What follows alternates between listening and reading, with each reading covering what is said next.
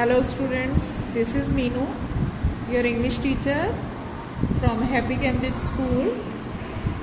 Today we'll continue our lesson Classical Dances of India. Manipuri Manipur dance जो है वो कहाँ से है? मणिपुर से है. Manipur The Manipuri is originally called Jagai.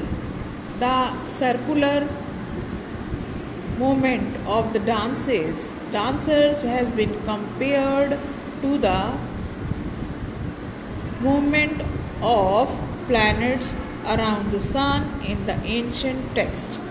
अब क्या है, ये जो मणिपुरी डांस है ये ओरिजिनली इसे कहा जाता है जगाई.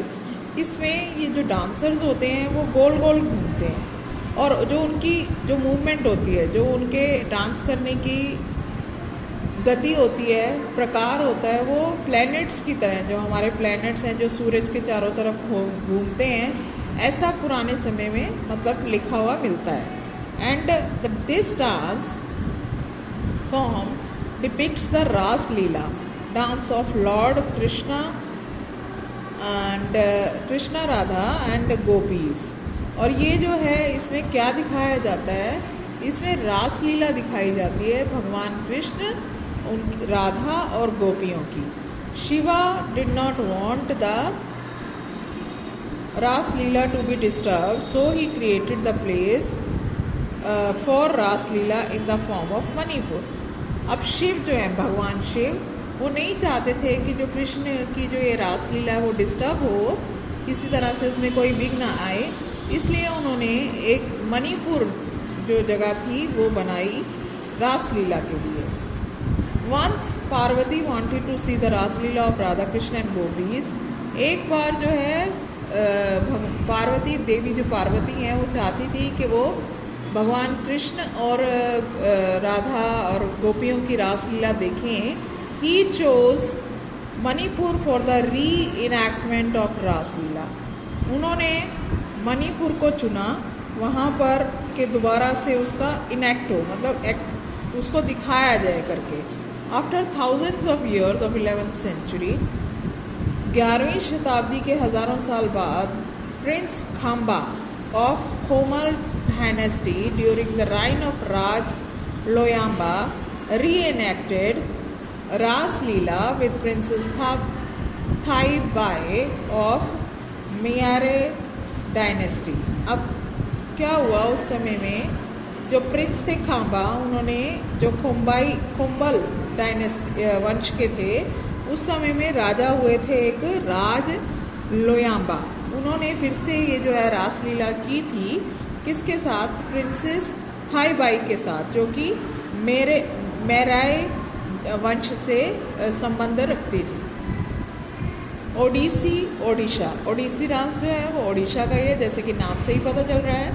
Odissi dance form is devoted to the lord Krishna. Dancers dance on the verses of Sanskrit play. Odissi dance जो है वो कृष्ण भगवान के लिए किया जाता है और उनके प्रति अपनी श्रद्धा दिखाने के लिए.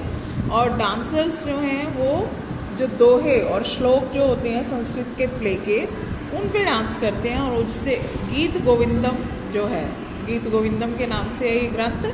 It is perform to depict the love and devotion to the god. और ये किस लिए किया जाता है? ये इसलिए किया जाता है कि अपनी भक्ति और प्यार जो ईश्वर के प्रति है उसको शो करने के लिए, उसको दिखाने के लिए. Use of head, bust and torso in soft flowing movement is done to express mood and emotions. Curvaceous concentration on the tribhanga or division of the body into 3 parts: head, bust and torso. अब क्या है कि इसमें 3 तरह की movements होती हैं जो बड़ी सॉफ्ट होती हैं. जैसे हेड होता है, हमारा धड़ का हिस्सा होता है, और टॉर्सो धड़ से नीचे का हिस्सा यानी लेग्स वगैरह, वो इस तरह से मूव की जाती हैं, उसकी मूवमेंट होती है और उसमें मूड, एक्सप्रेशन, इमोशंस वगैरह सब दिखाए जाते हैं. और ये जो है 3 बॉडी पार्ट्स जो है 3 तरह की आकार, भंगिमाएँ, मतलब भाव, मुद्राएं बनाई जाती हैं और डांस किया जाता है. और ये The mudras and expressions are some of those of Bharatanatyam, और कुछ मुद्राएं और एक्सप्रेशन जो हैं लगभग भरतनाट्यम की तरह ही होते हैं। नेक्स्ट आप देखिए फिर है performances are replete with stories of 8 incarnations of lord Vishnu.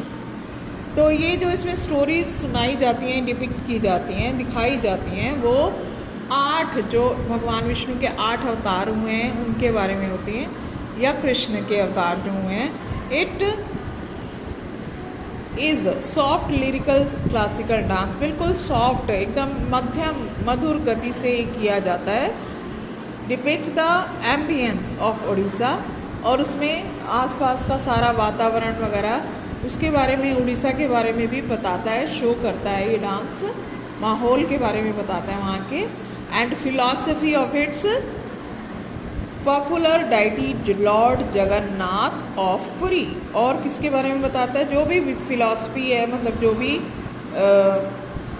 भगवान जगन्नाथ के बारे में, वहाँ के जो इष्ट देव हैं उनके बारे में भी ये बताता है। ठीक है, डांस के द्वारा ये दिखाते हैं, शो करते हैं उड़ीसी डांस के द्वारा। Next is Kathak. कथक उत्तर प्रदेश से है, ये उत्तर प्रदेश से के राज्य का डांस है। Kathak is inextricably abound with classical Hindustani music. जो कथक डांस है वो बंधा हुआ है, अलंघनीय है, मतलब वो भारतीय शास्त्रीय संगीत के साथ ही किया जाता है। The rhythmic